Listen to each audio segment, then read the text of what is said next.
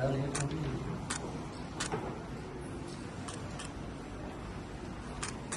జేసీ గారికి కూడా పాలన తెలిసి వస్తుంది.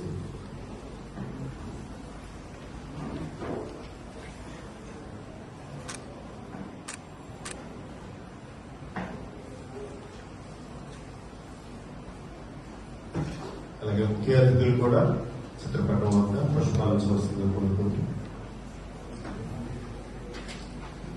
చిన్నారి గుణపర్తి చిన్నారి వచ్చి రాజ్యాంగం ప్రియాంబులు చదువుతుంది. మనమందరం కూడా మన కుడి చేతులను ముందుకు చాచి ప్రతిజ్ఞ చేద్దాం. 76 సంవత్సరాల క్రితం రాజ్యాంగ పరిషత్తుకి ముసాయిదా కమిటీ వారు సమర్పించినటువంటి పీఠిక ఏదైతే ఉందో ఆ పీఠికను మనం ఆ 13 పిల్లలు ఎవరైతే ఉన్నారో ఇందాక అనేది ఇక 13 విద్యార్థులు వీరు కూడా ఎంపికయ్యారు. మరి ఈ రోజు ఆ 13 విద్యార్థులకి గౌరవ కలెక్టర్ మేడం గారి చేతుల మీదుగా రాజ్యాంగ దినోత్సవం సందర్భంగా వారికి మెడల్స్ అందజేయబడుతూ ఉన్నాయి.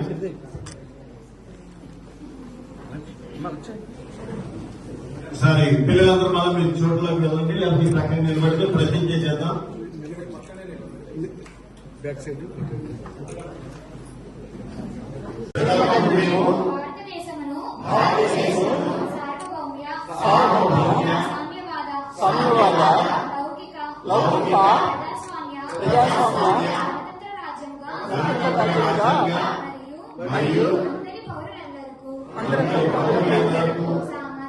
సామాజిక ఆర్థిక రాజకీయ న్యాయమును భావము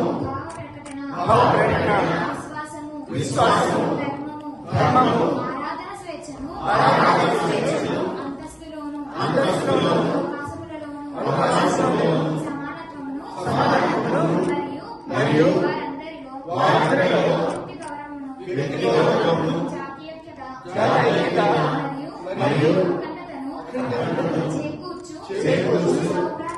సౌభ్రాతృత్వము సత్యనిష్ట పూర్వకంగా తీర్మానించుకొని 1949వ సంవత్సరము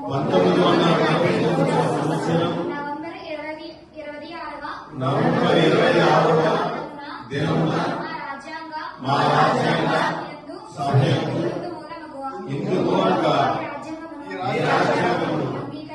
అంగీకరించి అధిశాసనము చేసి మాకు మేము క్లాస్ లో లాస్ట్ బెంచ్ లో అంటే ఫస్ట్ బెంచ్ లో కానీ లాస్ట్ బెంచ్ ఎక్కడ కూర్చున్నా సరే బాగా చదివేదాన్ని కానీ ఇంత మంచిగా స్పీచ్ ఇవ్వడం కానీ దీని గురించి ఒక మంచి అవగాహన కానీ మీకున్నంత అవగాహన నాకైతే లేదు. మీ అందరికీ కూడా నా తరఫున hearty congratulations for having such awareness about society and constitution. So భారత రాజ్యాంగం గురించి ఈ రోజు చాలా చక్కగా చెప్పారు. ఎస్డిసి గారు, టీఆర్ఓ గారు కానీ, జస్విత గారు, జాయింట్ కలెక్టర్ గారు కానీ చెప్పారు. సో భారత రాజ్యాంగం యొక్క సోల్ అనేది ప్రియాంబుల్లో ఉంటుంది. సో ప్రియాంబుల్లో 4 words: justice, liberty, equality and fraternity. ఈ 4 words లోనే మన భారత రాజ్యాంగం యొక్క సోల్ అనేది ఉంది. సో జస్టిస్ మనకు ఓన్లీ పొలిటికల్ ఇండిపెండెన్స్ వస్తే సరిపోదు అనేది అంబేద్కర్ గారి థాట్. మనము కేవలం బ్రిటిష్ నుంచి మనము స్వాతంత్రం పొందడం నిజమైన స్వాతంత్రం కాదు, సోషల్ గా యాజ్ వెల్ as ఎకనామిక్ గా కూడా మనము స్వాతంత్రం మనం రావాలి అనేది ఆయన ముఖ్య ఉద్దేశము. సో దాన్ని మనం గైడింగ్ ప్రిన్సిపల్ గా తీసుకోవాలి.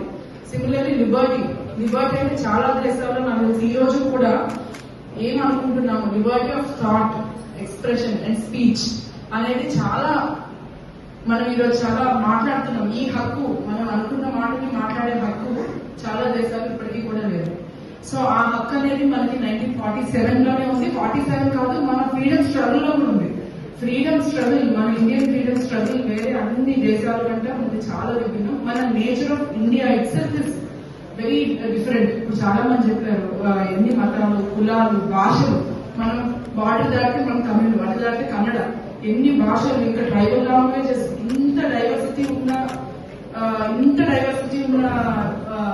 పీపుల్ ఒక కంట్రీలో ఉండడం అనేది కేవలం భారతదేశం ఒక్కటే. సో మనం కాకుండా there is no other country in the world with so much diversity as single country. So ఇలాంటి భారతదేశాన్ని ఈ రోజు అంటే మనకి చాలా సోషల్ మీడియా కానీ అదర్ మీడియా కానీ వచ్చింది.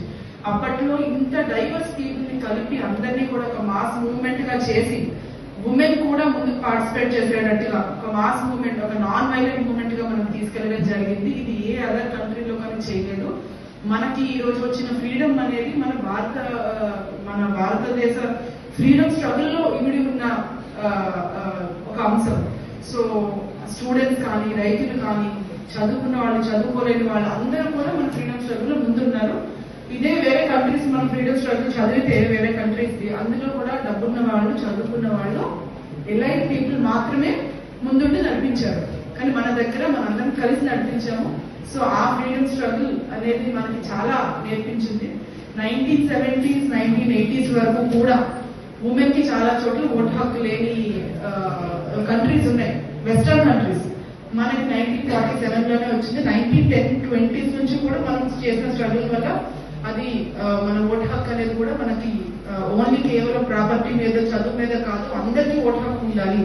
చదువుకి విజ్ఞతకి సంబంధం లేదు, అందరికీ కూడా ఓటు హక్కు ఉండాలి అనే ఉద్దేశంలో మన భారత స్ట్రగుల్ కూడా అలా చేయడం వల్ల మనకి హక్కులు వచ్చింది. ఇలాంటి చాలా హక్కులు ఈ రోజు మనం అనుభవిస్తున్న ఫ్రీడమ్ అనేది మనకి తెలియదు, కానీ ఒక 100-150 సంవత్సరాల నుంచి వచ్చిన స్ట్రగుల్ వల్ల వచ్చిందని అందరూ కూడా మనం ఒకసారి ఈ రోజు గుర్తు చేసుకోవాలి.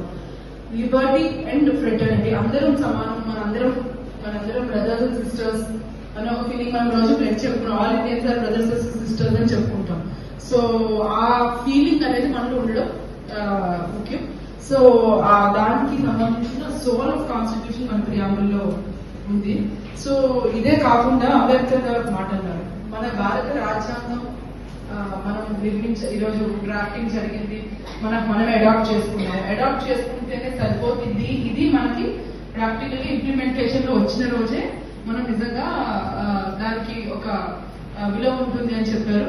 సో అందులో మనందరి బాధ్యత ఉంది. మనం ఈ 4 జస్టిస్, లిబర్టీ, ఈక్వాలిటీ, ఫ్రెటర్నిటీ అనే 4 కూడా మనము ఎంజాయ్ చేయాలి అంటే మనకి కొన్ని బాధ్యతలు కూడా ఉన్నాయి, ఫండమెంటల్ డ్యూటీస్ ఉన్నాయి, డైరెక్ట్ ప్రిన్సిపల్స్ ఇచ్చారు. సో ఫండమెంటల్ డ్యూటీస్ ఉన్నాయి, ఇవన్నీ కూడా మనం చేయాల్సిన డ్యూటీస్ కూడా మనం మర్చిపోకూడదు. ప్రతి ఒక్క భారత పౌరులు ఈ రాజ్యాంగానికి కట్టుబడి ఉంటామని, దాంట్లో ఉన్న ఈచ్ వర్డ్ కి కట్టుబడి ఉంటాం. ఒక్కొక్క వర్డ్ ని not only in crude manner but spirit తో కూడా దానికి కట్టుబడి ఉంటాము, దాన్ని ఆచరిస్తామని మనం ఇచ్చిన ఒక ప్రామిస్. కాబట్టి ఈ రోజు మనందరికీ ఎంతో గొప్ప దినము. దీని యొక్క గొప్పతనం చెప్పాలి అంటే, మనకు ఇండిపెండెన్స్ వచ్చినప్పుడు చాలా మంది వెస్టర్న్ క్రిటిక్స్ అందరూ కూడా భారతదేశంలో ఇన్ని కులాలు, ఇన్ని మతాలు, ఇంత డైవర్సిటీ ఉంది, ఇది అసలు రాజ్యాంగ ఒక కంట్రీగానే నిలబడదు అని చాలా కామెంట్స్ చేశారు. బట్ 78 సంవత్సరాల ఇండిపెండెన్స్ అయిపోయినా కూడా మనం ఇంత యూనిటీగా, ఇంత బాగా, ఇంత టాప్ 5 వరల్డ్ ఎకానమీస్ లో ముందరికి వెళ్తున్నామంటే దానికి ఇచ్చిన మన ఫ్రీడమ్ ఫైటర్స్, ఫౌండింగ్ ఫాదర్స్ మనకు ఇచ్చిన strong foundation in the form of మన రాజ్యాంగమే అని నేను 100% నమ్ముతున్నాను. ఎందుకంటే ఆ రోజు మన డ్రాఫ్టింగ్ కమిటీ చైర్మన్ అంబేద్కర్ గారు అండ్ వివిధ డ్రాఫ్టింగ్ కమిటీ మెంబర్స్ అందరూ వరల్డ్ లో ఉన్న అన్ని దేశాల రాజ్యాంగాలని పరిశీలించి మన భారతదేశానికి, మన ఉన్న సంస్కృతికి, మనకున్న ట్రెడిషన్స్ కి దాన్ని ఇన్కార్పొరేట్ చేసుకొని ఒక గొప్ప రాజ్యాంగాన్ని మనకు అప్పుడు ఉన్న పరిస్థితులు కూడా దృష్టిలో పెట్టుకొని, మరి 100, 200, 300 సంవత్సరాల ముందు కూడా ఎలాంటి అంశాలు మనకు, ఎలాంటి పరిస్థితులు మన దేశానికి రావచ్చు అని ముందు చూపుతో ఆలోచించి ఒక దిశానిర్దేశం మనకు రాజ్యాంగ రూపంలో అందించారు. కాబట్టి మనం ఇంత చక్కగా మన కంట్రీ అన్ని రంగాల్లో ముందరికి సాగుతుంది. అలానే రాజ్యాంగాన్ని మొత్తం కూడా ఈ ప్రియాంబుల్ రూపంలో మనం చదవచ్చు. ఎందుకంటే దాంట్లో ఉన్న ప్రతి ఒక్క వర్డ్, అది వర్డ్ కాదు, ఒక ఎంతో భారమైన రెస్పాన్సిబిలిటీ ప్రతి పౌరుడి మీద. అంటే దాంట్లో ఉన్న జస్టిస్ కావచ్చు, లిబర్టీ కావచ్చు, ఈక్వాలిటీ కావచ్చు, ఫ్రెటర్నిటీ కావచ్చు, ఫెయిత్ ఏదైనా కావచ్చు, ఇవన్నీ కూడా ఒక్కొక్క దానికి ఎంత వాల్యూ అండ్ ఎంత రెస్పాన్సిబిలిటీ ఈ సిటిజన్ ఉంటుందో అందరినీ తెలుసుకోవాలి అని ఈరోజు కోరుతున్నాను. వాళ్ళు చప్పట్లు కొట్టాలి, ఆరోగ్యాన్ని కూడా మంచిదని చప్పట్లు కొట్టాలి.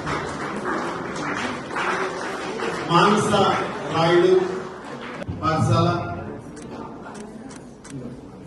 చిన్నారులు ఎంత అదృష్టవంతులో మానస కలెక్టర్ మేడం గారి చేతుల మీదుగా అభినందన మెడల్ తో పాటు ఒక చక్కని ప్రశంసా పత్రాన్ని కూడా అందిస్తూ ఉన్నారు.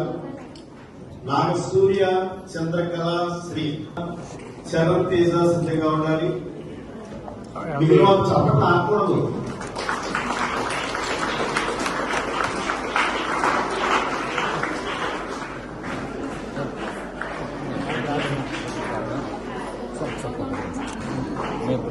తేజస్విని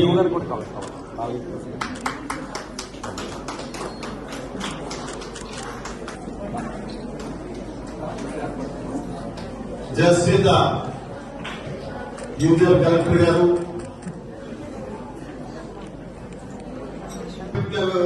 ఆ గురుకుల పాఠశాల చదువుతున్నటువంటి అమ్మాయి రాజ్యాంగం గురించి అద్భుతంగా మాట్లాడింది. ఈ రోజున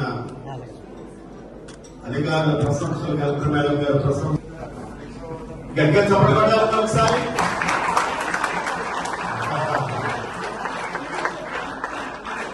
ఇరువురు కలెక్టర్లు కూడా కలెక్టర్ కావాలనే అమ్మాయిని ఆశీర్వదిస్తూ ఉన్నారు.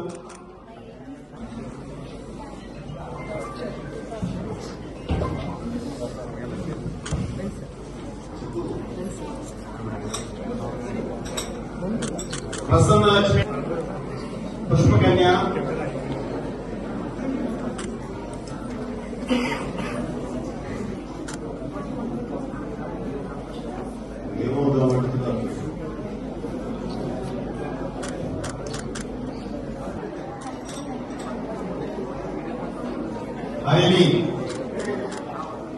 హరిని మోకాల మీద నిలబడితే మిగిలిన వాళ్ళు మేడం గారు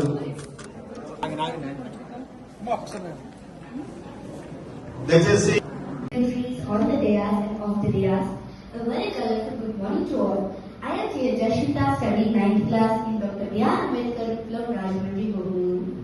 First of all, I would like to wish you all happy Constitutional Day. Today, I came here to speak on an inspiring topic, our Indian Constitution. Our Indian Constitution is the longest written constitution in the world. So, there are so many hard work, our freedom fighters, especially Dr. B.R. Ambedkar wrote our Indian Constitution. Some drafting committee members wrote our Indian Constitution. So Dr. B.R. Ambedkar is the father of our Indian Constitution and the chairman of a drafting committee. Drafting committee drafts our Indian Constitution. So now I would like to explain the history behind the Indian Constitution. So one day M.N. Roy and the Congress party members proposed for a separate constitution for our country India. So in 1932, from 1932 onwards 1940, they got proposals. So and after that, finally in 1946, they accepted for our Indian constitution, for a separate constitution for our country India.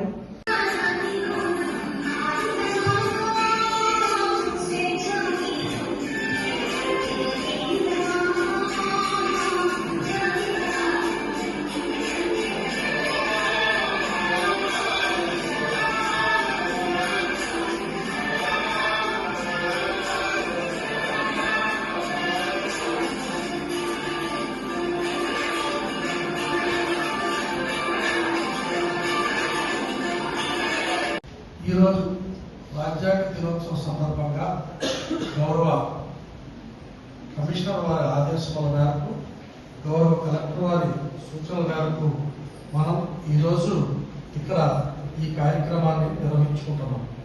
ముందుగా ఈ కార్యక్రమం నిర్వహించడానికి ముందు మేము చేపట్టిన కొన్ని కార్యక్రమాలతో మనకి సబ్మిట్ చేస్తున్నాం సార్.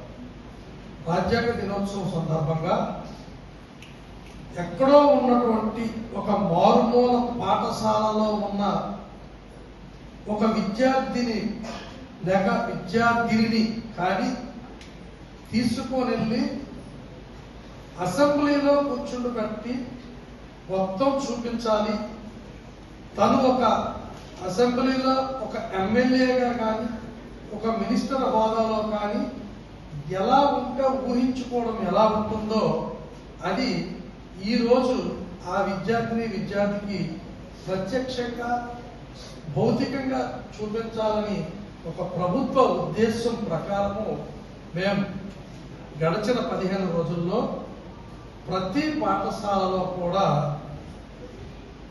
పోటీలు నిర్వహించడం జరిగింది సార్. రాజ్యాంగ దినోత్సవం నాడు పాఠశాల స్థాయిలో పోటీలు నిర్వహించిన తర్వాత అందులో ముగ్గురిని సెలెక్ట్ చేసి మండల స్థాయిలో వారిని పోటీలు నిర్వహించడం జరిగింది. మండల స్థాయిలో సెలెక్ట్ చేసిన విద్యార్థులతో నియోజకవర్గ స్థాయిలో ముగ్గురిని సెలెక్ట్ చేయడం జరిగింది సార్. ఈ ముగ్గురులో అప్పటి వరకు ముగ్గురు అంటే ముందు ఒకరినే పంపిస్తాం అనుకున్నాం. ఇలా రాష్ట్రం మొత్తం మీద ఏదైతే 175 స్థానాలు మనకు ఉన్నాయో ప్రతి నియోజకవర్గం నుంచి ఒక విద్యార్థిని అసెంబ్లీకి తీసుకెళ్ళాలి. ఆ నియోజకవర్గానికి ప్రాతినిధ్యంగా అది ముగ్గురులో ఒకరిని తీసుకెళ్ళడం జరిగింది సార్. ఆ ముగ్గురులో ఒకరిని ఎలా సెలెక్ట్ చేశామంటే ఆ ముగ్గురులో కులపరంగా, లింగపరంగా, ప్రాంతీయ పరంగా మనం సెలెక్ట్ చేసి అసెంబ్లీ టికెట్స్ ఎలాగైతే ఇచ్చారో ఆ రేషియోలో ఇక్కడ ఒక విద్యార్థి అద్భుతమైన ప్రతిభ కనబరచవచ్చు. ఒక విద్యార్థి సమానమైనటువంటి ప్రాతిపదిక తీసుకొని ఇక్కడ కులపరమైనటువంటి కానీ లింగపరమైనటువంటి కానీ తీసుకొని మహిళా ఎమ్మెల్యే స్థానం అనుకొని బాలికా బాలుడు కానీ రిజర్వ్డ్ ఎమ్మెల్యే స్థానం అనుకొని బాలికా బాలుడు ఆ కేటగిరీకి చెందిన వారు కానీ ఇలా ప్రతిభతో సంబంధం లేకుండా వీళ్ళు ముగ్గురులో ఒకరిని తీసుకుని రావడం